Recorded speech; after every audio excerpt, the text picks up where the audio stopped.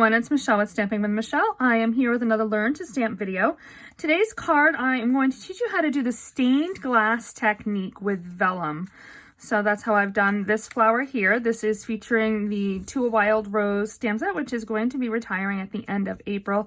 The Designer Series paper is retiring, the ribbon, the terracotta tile ink. So there's a lot of products on here that if you love this card, you are going to want to get now before they are gone.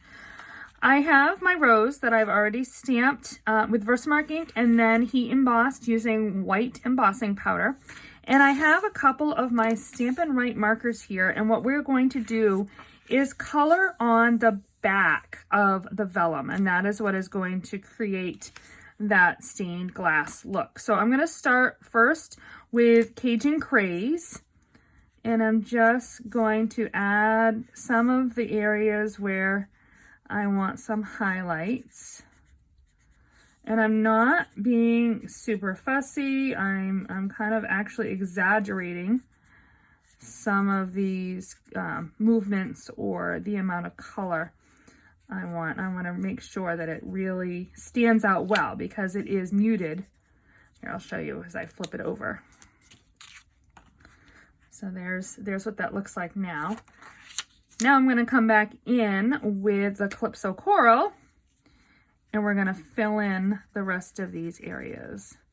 I'm kind of avoiding the areas that I had already added some of the color, and if you overlap a little, that's okay. But that's why I start with the dark color too, to make sure that it will stand out nicely. You do want to use the Stampin' Write markers for this technique as opposed to the Stampin' Blends. I've tried it with the blends and it just doesn't look the same.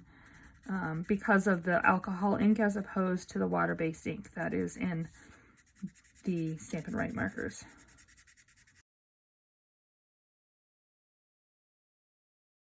All right, finish off this last section right there.